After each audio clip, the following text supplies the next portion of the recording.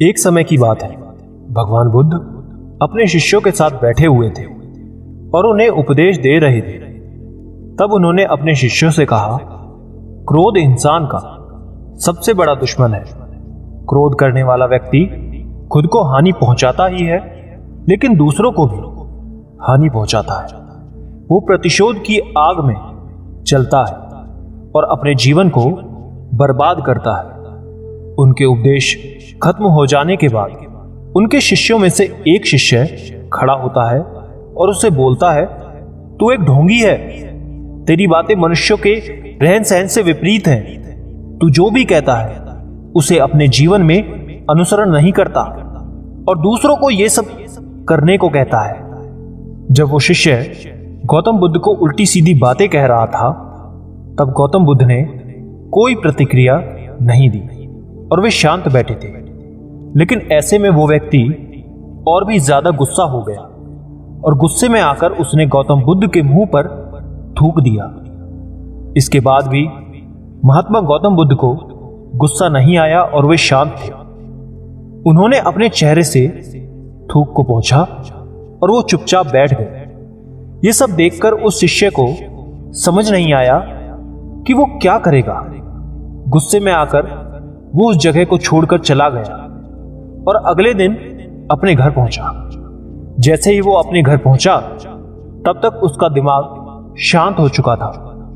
दिमाग के शांत होते ही उसे इस बात का एहसास हुआ कि उसने कितनी बड़ी गलती की है, उससे पाप हुआ है।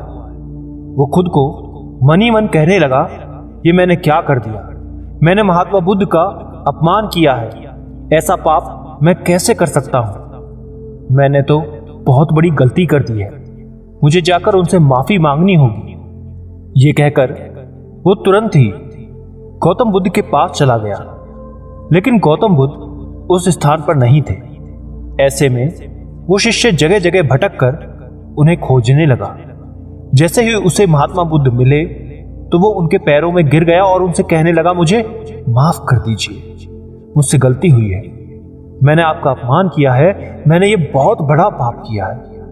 ये सब देखकर गौतम बुद्ध ने उससे कहा, शांत हो जाओ, क्या बात है, मुझे बताओ, तुम कौन हो। गौतम बुद्ध के ये पूछने पर वो शिष्य चौंक गया। वो सोचने लगा कि महात्मा बुद्ध मुझे कैसे भूल सकते हैं। मैंने तो उनका अपमान किया था। ये सोचकर उसने महात्मा बुद्ध से कहा, मैं वही शिष्य हूं जिसने कल आपका अपमान किया था और आप इतनी जल्दी भूल गए। हमें कल की बातों को कल में ही छोड़ देना चाहिए। वो अच्छा हो या बुरा, उसके बारे में बार बार विचार नहीं करना चाहिए। मैं बीती हुई बातों को पीछे छोड़कर आगे चलता हूं और ऐसा ही हम सबको भी करना चाहिए। महात्मा बुद्ध ने उस शिष्य से कहा। महात्मा बुद्ध की ये बातें सुनकर वो शिष्य और भी ज्यादा प्रभावित हो गया और उनसे बोला, मैं आज से आपकी सारी बातें माना करूंगा। दोस्तों, इस कहानी से हमें शिक्षा मिलती है कि क्रोध करना इंसान के लिए सबसे खतरनाक है। ये मनुष्य का सबसे बड़ा दुश्मन है जो उसे बर्बाद कर सकता है। इसलिए मनुष्य को कभी भी क्रोध नहीं करना चाहिए और साथ ही बीती हुई बातों को हमें भूलकर आगे बढ़ना चाहिए।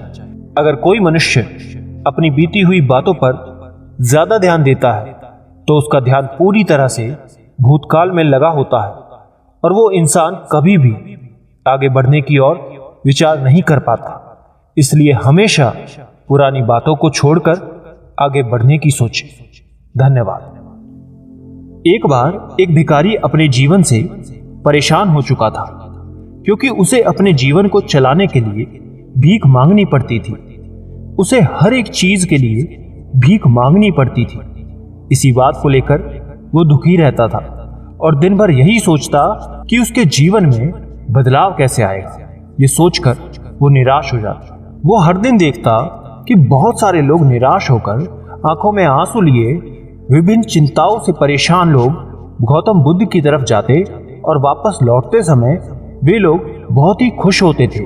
वो भिखारी ये नहीं समझ पा रहा था कि गौतम बुद्ध उनके साथ ऐसा क्या करते थे कि वे बेहद खुश हो जाते थे।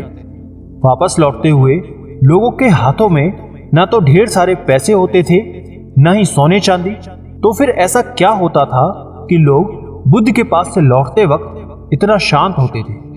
ये सब सोचकर उस भिखारी ने भी निर्णय लिया कि वो महात्मा बुद्ध के पास जाएगा और देखेगा कि ऐसा वहां क्या हो रहा है कि दुखी लोग उनके पास जाकर खुश हो जाते हैं।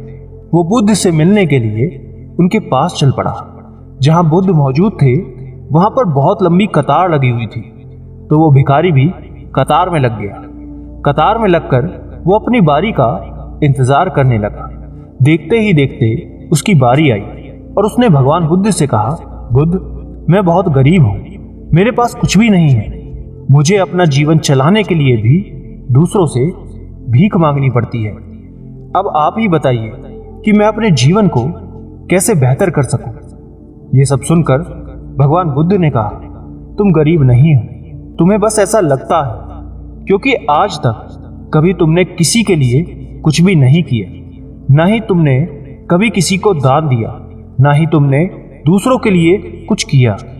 ये सब सुनकर भिखारी के मन में एक आशंका जाग उठी। अपनी आशंका को दूर करने के लिए भिखारी ने पूछा, मैं तो एक भिखारी हूं, मैं लोगों को दान कैसे दे सकता हूं और कैसे लोगों की सहायता कर सकता हूं? मुझे तो खुद अपना जीवन चलाने के लिए दूसरों से मांगना पड़ता है। यह सब सुनने के बाद गौतम बुद्ध थोड़ी देर चुप रहे और फिर उसे बोले, तुम्हारे पास हाथ है जिसे तुम लोगों की सेवा में लगा सकते हो और दूसरों का भला कर सकते हो। इसके अलावा तुम्हारे पास मुंह है जिससे तुम लोगों से अच्छी अच्छी बातें कर सकते हो और दूसरों का हौसला बढ़ा सकते हो। ये सब करके भी तुम दूसरों की सहायता कर सकते हो। जरूरी नहीं कि दान सिर्फ पैसों से किया जाए। हम चाहे तो हम शिक्षा का भी दान कर सकते हैं, चाहे तो अन्न का भी दान कर सकते हैं। ऊपर वाले ने अगर किसी को पूर्णतः अच्छा शरीर दिया है तो वो गरीब नहीं है, वो बस दिमाग से गरीब है। उसे उस विचार को हटाकर दूसरों की सेवा में लगाना चाहिए। बुद्ध की ये सब बातें सुन लेने के बाद वो भिखारी बहुत ही ज्यादा खुश हो गया और उसका मन संतुष्ट हो गया। दोस्तों, हम सब इस बात की चिंता में समय बर्बाद करते हैं कि हम गरीब हैं, लेकिन ये सत्य नहीं है। सत्य तो ये है कि जब तक हमारा शरीर पूरी तरह से बेहतर है तो हम उसका उपयोग करके आगे बढ़ सकते हैं और खुद के जीवन को बेहतर बना सकते हैं। अगर कोई व्यक्ति सिर्फ अपनी गरीबी पर ध्यान दे और उसे बदलने की कोशिश ना करे तो वो मूर्ख है। इसके अलावा हमें यह भी शिक्षा मिलती है कि दान सिर्फ धन का ही नहीं, शिक्षा, भोजन, अच्छे विचार, इन सब का भी किया जाना जरूरी है। अगर आपके पास धन नहीं है तो आप शिक्षा का दान कर सकते हैं या फिर आप दूसरों के लिए अच्छे विचारों का भी दान कर सकते हैं। इससे समाज बेहतर होता है। धन्यवाद।